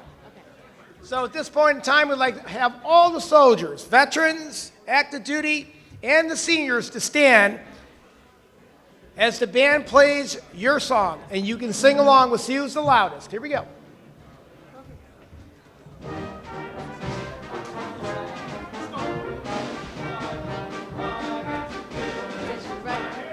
Army goes rolling along. And it's all we have done, fighting for the land is won. And the army goes rolling along. And it's hi, hi, hey, the army's on its way. Count off the cadence loud and strong. Where we go, you will always know that the army goes rolling along. Someone out there is very good but very off-key. Very loud but very off-key. Including that. They're on your name. Are they coming up here? No, they're down there. All right, good evening, everyone. So today we're going to recognize the Army High School seniors, class of 2023, who have enlisted into the Army. Trevor Bitter.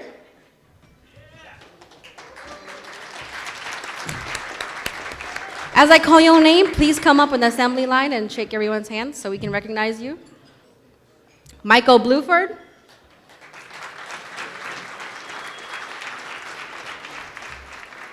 William Bornero Farmer.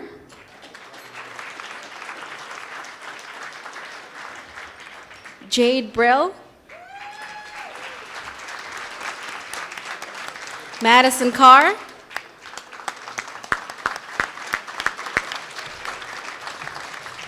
Adam Dillard.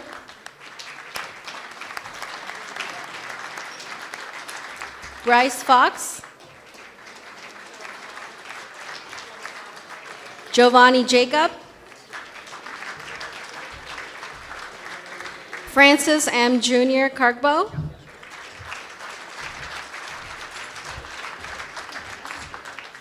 Tyler Myers. Isaiah Roberts. Joseph Robinson. Jaden Rolden. Giovanni Sierra.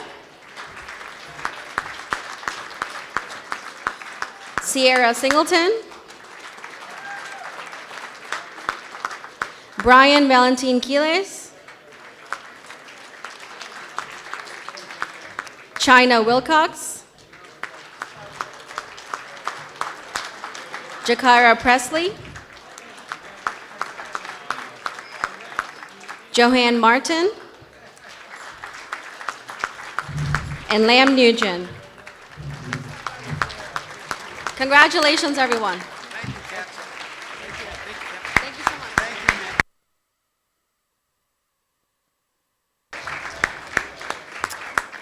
All right, while they're moving to their seats, Captain Benjamin Stifel will present the U.S. Army National Guard recipients this evening. Captain Stifel? Good evening, everyone. Captain Benjamin Stiefel, representing the New Jersey Army National Guard. It's my honor to introduce the future of the New Jersey Army National Guard. Could you please come up, Scarlett Mateo. Ivan Cornelius. I got it. Eric Evans. Christian Ferreira. Victoria Fries. Bobby Hatterer. Arissa Hooks. Nasair Jackson. Pedro Matos Ojeda. Brian McManus. Tyler Myers, Patrick Norris, Aiden O'Rourke, Ezekiel Polanco, Ryan Pulaski, and Brianna Razzo. Congratulations.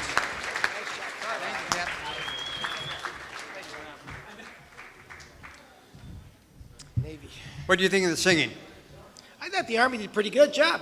Hey, Army did do the a pretty good job. I mean, I'm Okay. a little biased. We realize we are a little biased, aren't we? Because we were there. All right, so now it's the Navy's turn. So let's introduce the Navy. All right, our Navy presenter tonight is Christopher Robinson. Captain? Oh, I can hear some competition here. Here he is. Now I realize that there is strength in numbers here, so that just means that the smaller services, Navy, Air Force, and well, the Marines are pretty big.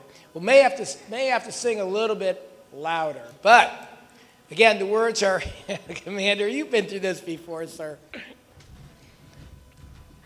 Sir, this is why they call it work, you know. This is, So, the words are in your book, Maestro. All four of us. Anchors away, my boys, anchors away. Farewell to foreign shores, we sail at the break of day. To our last night ashore, drink to the foam, until we meet again. Happy voyage home.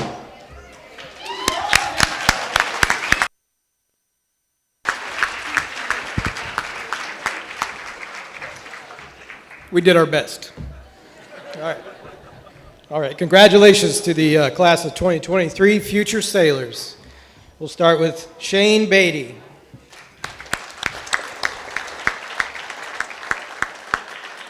Gabrielle Dunphy.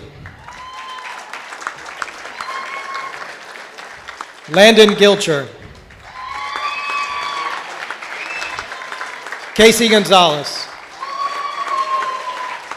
Reese Holmes. Jackson Hufty. James Klein Daly. Madison Lawler.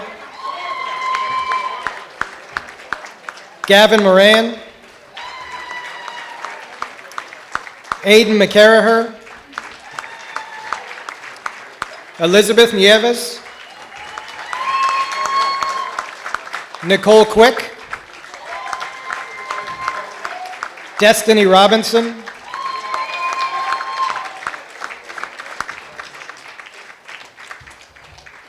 That's it. Congratulations.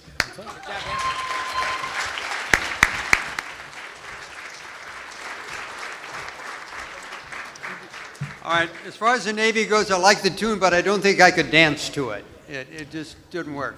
All right, let's get all the future sailors going through here. Wait them in seats.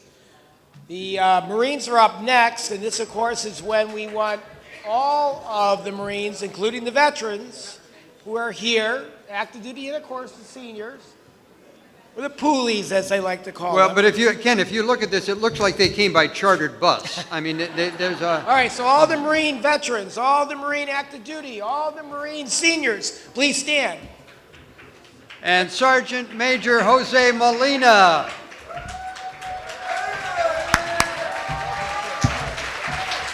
Yeah, sure, this after the song plays. Okay. I'm just not going to sing inside.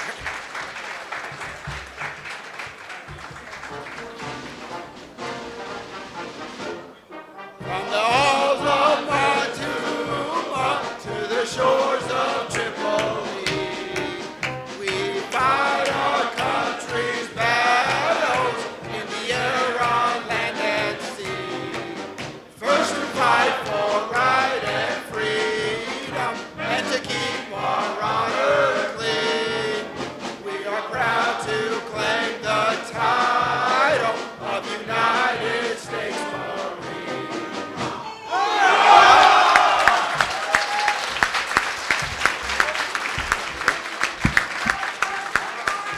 Well, good evening.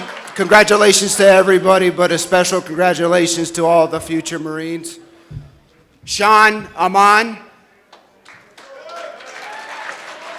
Emilio Aquino Lopez, Mario Benitez Martinez, Aiden Brown, Alan Canizaro, Noah Clemens, Trent Doty, Connor Dudley, Christopher Flannery, Aiden Ford, Austin Forrester, Travis Gandy, Averill Goldsmith, Ethan Hicken, Jacob Hitchner,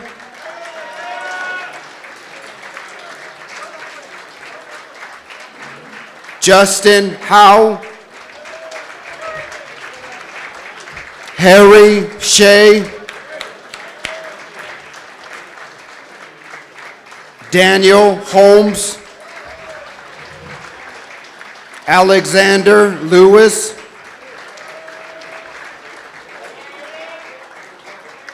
Elijah Lowy, Jose Lopez, Kevin Merritt, Charles Moser, Harley O'Brien, Colin Olszewski, Kevin Ortiz Gonzalez, Dylan Prim, Jesus Reyes, Daniel Rivas,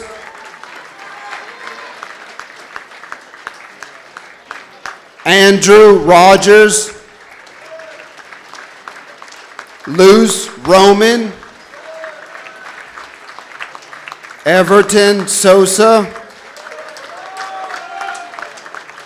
Stan Swope, Nasir Thomas, Giovanni Vieira, Brandon Walsh, Kyle Yeager Jr., Eric Montan, Davidi Sakorkia, Corey Price, Nathan Hilton, Mohammed Khan, Tavon Hall, Thomas Fowler, Adian Sierra,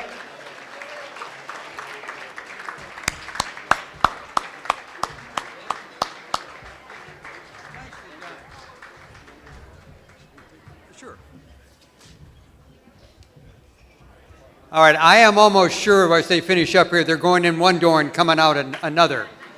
I think we've been hoodwinked here. General, I think you've established a beachhead in Voorhees, New Jersey tonight. So now we have one. Well, let's reflect a minute here. All right, Marines, you get the volume award for sure. You got the volume award. On tune is another matter, but the volume award for sure. So now we have the Air Force and the Space Force. We will broaden together. So everybody, all veterans, active duty folks, and seniors who are Air Force veterans, active duty, please stand for your song. And the presenter is Lieutenant Colonel, I beg your pardon, Alexa Juan.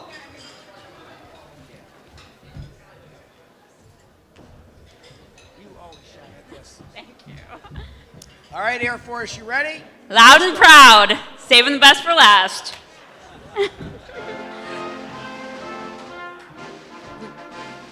We go into the wild blue yonder, climbing high into the sky. Here they come, zooming to meet our thunder. Atom boys, give her the gun, give him the gun. Down we dive, spouting our flame from under. Off with one hell of a roar. We live in flame, we go down in flames. Hey, nothing will stop the U.S. Air Force. All right, it's my privilege and honor to introduce to you guys tonight the future airmen of the world's greatest Air Force. We're starting with Malik Cohen, Jade Gibson, Ethan Jones, Joseph Labrosiano, Jonathan Morris, Jonathan Glenn Phillips, Chloe Stevenson, Thomas Swanson, and lastly, Parthiv Balmakam. Congratulations to all of you and best of luck in your Air Force journey.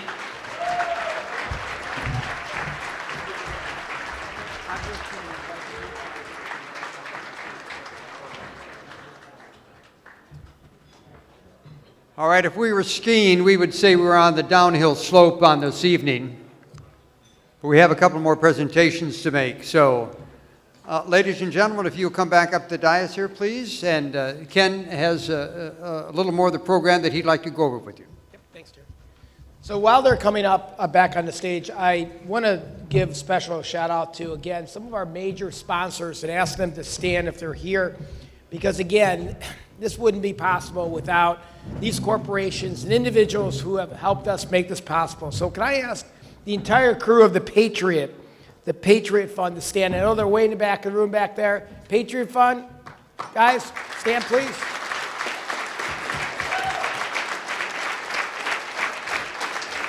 Thank you very much. Comcast Corporation, TD Bank, Hallman, and Sandbox, all were folks that help us make that possible. Please share them.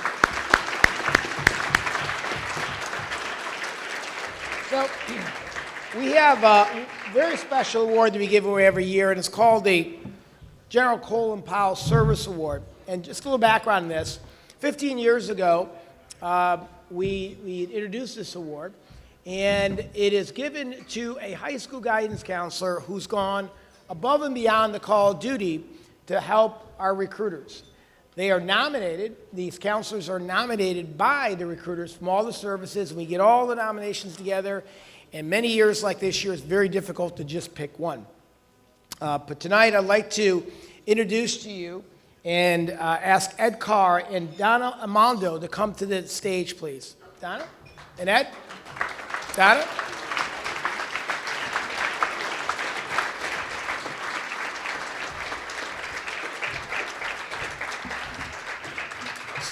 Donna is our 2023 recipient of the Colin Powell Service Award, and thank you so much for everything you do.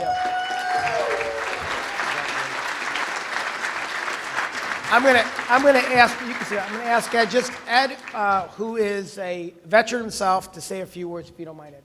Thank you, Donna. Congratulations on winning the Colin Powell Award. Hi, everyone. This is my favorite event of the year. My name's Ed Carr. I'm a soldier. I'll be a soldier for life. I joined the Army 30 years ago. 30 years ago, to those class of 2023, by the way, congratulations. You just made the greatest decision of your life. You don't know it yet, but it's going to pan out to be one of the greatest decisions you ever made. 30 years ago, I was sitting in your seat. And honestly, to me, I feel like the oldest person in the room when I say that, 30 years ago. But to me, it was yesterday. Yesterday, I was sitting where you were. And I made a decision because, like a lot of people, I just didn't want to do college yet. I wasn't ready. I wasn't ready. And so sort of like Sergeant Major, a guy came by my house one day and showed me some videos of tanks jumping things, and it was like the coolest thing I ever seen, and I was like, you know what, I'm gonna do that. I'm gonna do that. Because when I was in high school, I was not the most athletic kid. I wasn't the coolest kid. There was a lot of things I wasn't. But when I saw that video, I saw I could do this. And I really told myself, I looked in the mirror and I said, I think I can do this. And I'm gonna prove to myself that I can do this. And you know what? 30 years later, I did it. I did it. I did it every day. And I'm gonna tell all of you one thing. One piece of advice I think was touched on, but I just wanna reiterate it. It's not going to be easy. What's about to happen to you is not going to be fun every day. Parents, I'm pulling double duty today. I'm not only a sponsor, but I'm also a parent here as we're celebrating my daughter who's joining the Army. And like I've told her, there's going to be a lot of days in the next year that you're going to wake up and say, what in the heck did I get myself into? What did I do? What was I thinking a year ago? But I'm going to tell you what, stick to it. Stick to it, stick to it, stick to it. Because you are going to come out on the other end the best version of yourself you ever will be. Trust me, it's going to happen. We've been doing this thing for 250 years almost. This machine knows how to make leaders. This machine knows how to make the best you that is in there. Trust the process, enjoy the journey, and like I heard earlier tonight, embrace the suck. Congratulations to all of you again. Now I have to pay the bills real quick. Comcast, NBC Universal, we believe that service matters. Service to country, service to community, service to our customers. We have built a community, or we have built our community inside Comcast to make us a military-ready company, to hire you when you come back from your service, and to all the Guard and reservists in here, when you get back from training, look us up, because we have the best in class policies and programs to support you in your service while you work for Comcast. So I know when you all come back from service, you're gonna be looking for a job somewhere, Comcast, NBC Universal. If you didn't notice, we are the Skyline in Philadelphia. We have a lot of jobs in this area. So when you come on back, look us up and we'll be happy to take you on our team. Thank you again, congratulations.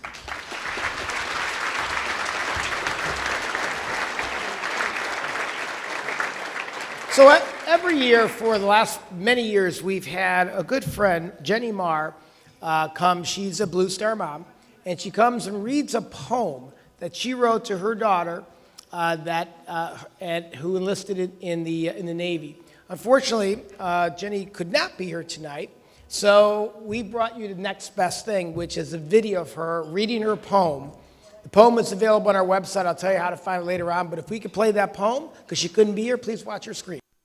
Hi, my name is Jenny, and I have 6 children. 2 of my children enlisted in the United States Navy, Cole in 2013 and Mary in 2016. When Mary enlisted, she was extremely fortunate to be able to go to our community salutes. They didn't have one in our area when Cole enlisted.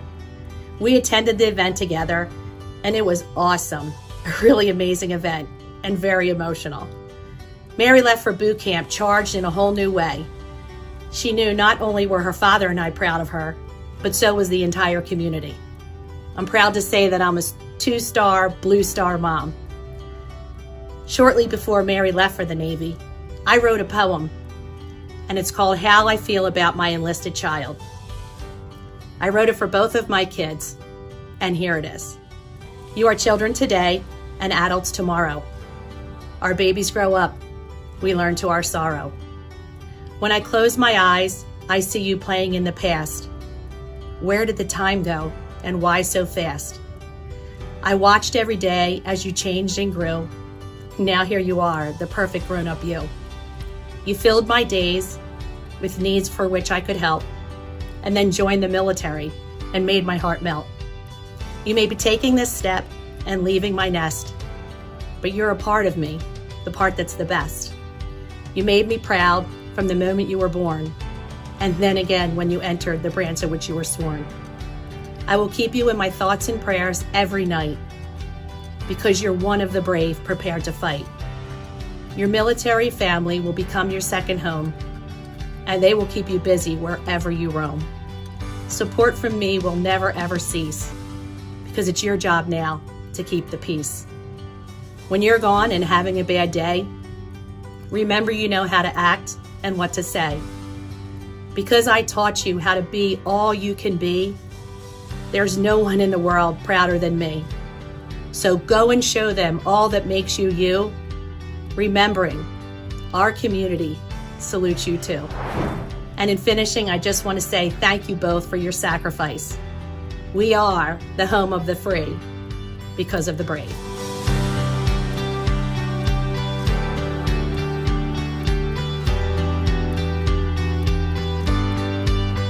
I'd like all the military moms of the seniors to please stand because we're going to give you a special red rose and thank you for your service. So for the moms of the class of 2023, if you could please stand while we go around and give out a rose in our appreciation for your support for your son or daughter who is enlisting. So be patient with us as we walk around, and a copy of the poem as well that you can take with you. Stop crying over there, Mom. I can see you. Stop crying, Mom. I know. Okay, so while we're waiting to do that, if Hillary Luckett please come up here. We're almost done with the evening. We have, where's Hillary? Here she is. So let me tell you about a very special program that the parents here in New Jersey, and only the parents of OCS New Jersey, will have the ability to participate in. Thanks to a very generous grant, Hillary is going to tell you about a program that we're piloting this year for the moms and dads of the kids that we're honoring tonight, both here in South Jersey, Central Jersey, and North Jersey. But let me tell you about my friend Hillary Luckett. Some of you who were here last year may have known Hillary. Hillary is the mother of not one, not two, but 3 boys who've enlisted in the Air Force. 3. Two of the three we honored at an OCS ceremony, including Trent, her youngest one, who is now an honors guard, Air Force Honor Guard at Arlington National Cemetery, and he was right here last year, 12 months ago. So Hillary has agreed to take on this project called the OCS Ambassador Projects, which is unique and nowhere else in the country. We're going to pilot it in New Jersey this year for the parents of the class of 2023. So Hillary, stage is yours. Thank you, thank you. I'm not going to take a lot of your time. I know you're excited and ready to get home. I know for many of the enlistees, you're sitting here thinking, what is going on? And you're overwhelmed and you're excited all at the same time. One of the things that I want to say to you is when I sat right over there last year, I was 92 pounds heavier than I am right now.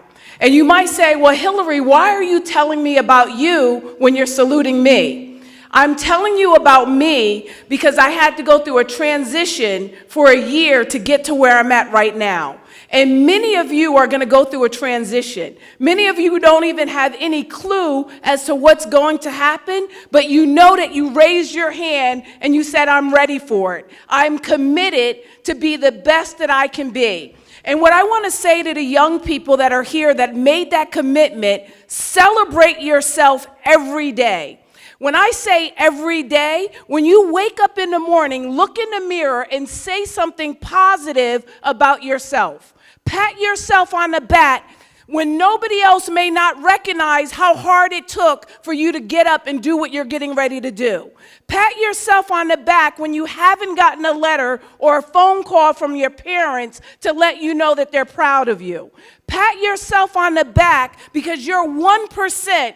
And there are so many young people that wish they had the courage and the strength to sit in the seat that you're sitting in today. But you're here and you made that commitment. And to the parents, many of you are like, I don't even know what took place here today, but I know that it was great. I know that I need more of this, and I need to understand what role do I play and continue to play in my young person's life. And how do I do it in a way, because let's be honest, when they signed that paper, they became adults. And we know many of adults don't want to hear what their parents have to say. But how many of you know we are going to still plant those seeds? How many of you know they still need us to plant those seeds? How many of you know, just like many of the speakers said earlier, they may not even know how to ask you for help, but they're going to need help. And what the Ambassadors Program is going to do is we're going to put you together. And we're going to take those parents like myself who's done it 3 times, that I have a little bit of experience, but trust me, I don't know it all. I'm learning more and more every single day. They're going to put us in a room together with parents who are saying, I have no clue. I've never done this before. I didn't even want my young person to make this decision, but they did, and now I want to know, what can I do to support them on that journey? And we're going to give you as many tools as we can give you. And some of those tools we're going to learn as we're going along. But we need everybody. When I say everybody, we need every parent, every guardian, every aunt, every uncle, every family member who knows that their young people are going to need some support to get involved. When I sat there, and I have to tell you, I heard Michelle Jones speak. And I don't know about you, but I was fired up. And I knew at that moment that I needed must be a part of this organization. And we need you to be a part of this organization, because what we're going to do in the Ambassadors Program is going to travel all across the country. And parents and guardians and loved ones, we're going to make a difference in our young people. I met some young people that came in today that they didn't have anybody with them. I want you to know that you are not alone, that we are supporting you. We believe in you, and we want the very best for you. And I don't ever want anyone to think that you're forgotten. And the only way you're going to know that is if we say it over and over and over again. But if nobody says it to you, let tonight be a reminder to you that you are special and that you are unique and that you are gifted. And your gifting starts today. It's not going to start just when you go through basic training and boot camp. You are gifted because you made a commitment to serve. You are gifted because you were created to be gifted. And parents, we have to do everything we can to remind them over and over again how special and how unique they are. And sometimes that's going to mean taking a step back. They didn't call me. They didn't ask for help. What can I do? We're going to get that knowledge. We're going to still show up. Because when they do call and they do ask for help, we're going to plant seeds, and we're going to continue to plant those seeds, and we're going to believe when they need them, they will grow. And they'll know that they're loved and that they're valued and that we have their back. So let's get involved. Let's stay involved. And young people, never, ever forget that you are special and that you are unique and you are part of 1%.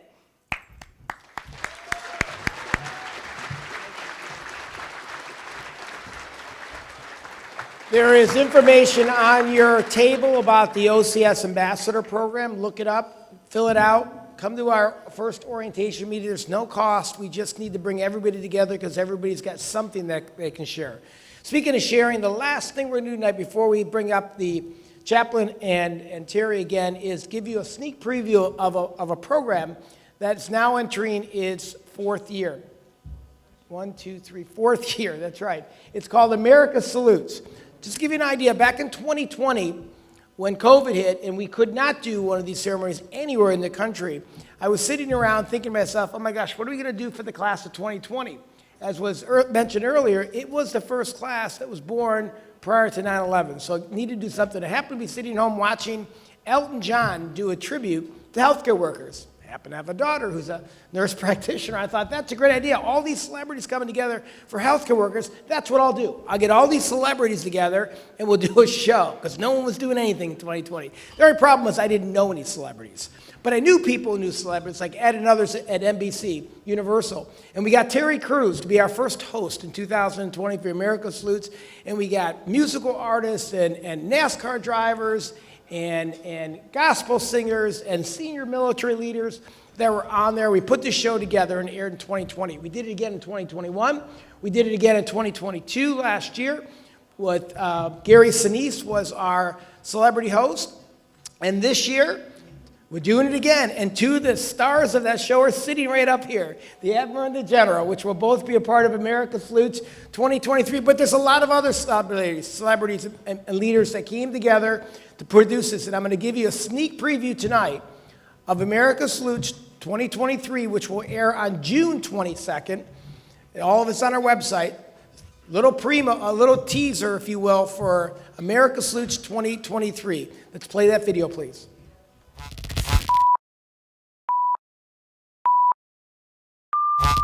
America Salutes celebrates our nation's class of 2023 high school seniors who are making the selfless decision to enlist into the military and defend our freedom following graduation. It's an honorable commitment. It's a constitutional commitment. Our Community Salutes is dedicated to acknowledging the people who are currently enlisting, that they have the support of our community. The sacrifice, the dedication, and the unmatched patriotism that inspires all of us. Committing to the military, it's a big, big, bold step. We are celebrating the willingness of a few to put their lives on the line to protect the precious freedoms that we enjoy each and every day. Today, only 1/2 or 1% of Americans are serving in active duty. America still needs its heroes. Few rise to the challenge of a cause greater than themselves. We celebrate the 150,000 high school enlistees. Those who are enlisting in the military straight out of high school. Freedoms we enjoy are forged through the service and sacrifice. Those young men and women that are raising their right hand. Joining our armed forces of the United States of America. Getting our nation's best and brightest young men and women. Few Americans who are qualified to serve in the military. The strength, the commitment to excellence, the loyalty. I really believe in the freedom that America represents. I'm so proud to be part of our Community Salutes and to recognize you for your service and your commitment to our nation.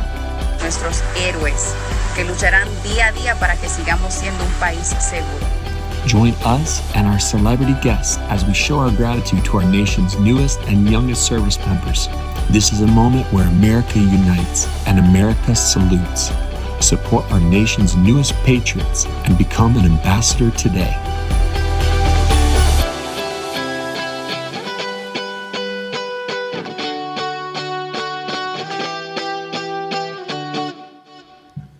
June 22nd.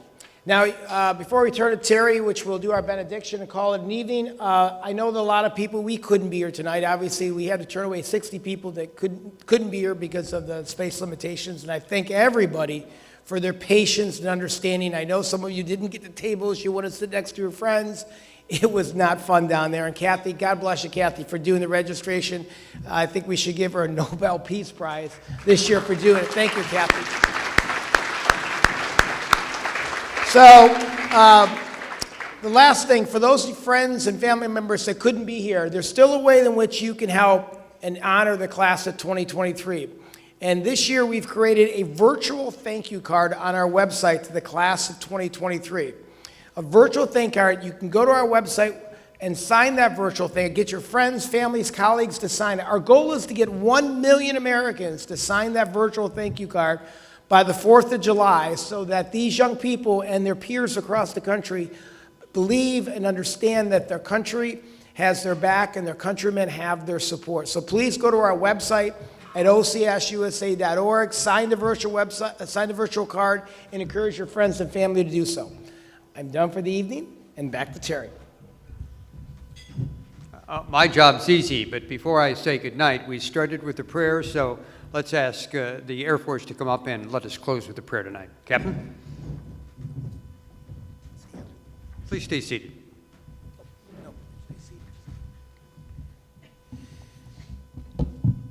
All right, and right before I close with prayer, I just want to say just a couple of words. It's not going to be a sermon, I promise. But as a military chaplain, part of our job is to provide for your First Amendment rights to freely practice your religion or no religion at all. We advise leadership.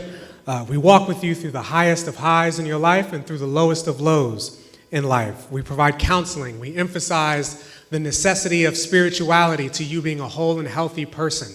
So that's part of what we do. But another unfortunate part of what we have to do as chaplains is to show up at mom and dad's door and deliver news that nobody wants to hear. And we've had to do that way too often over the last year or so.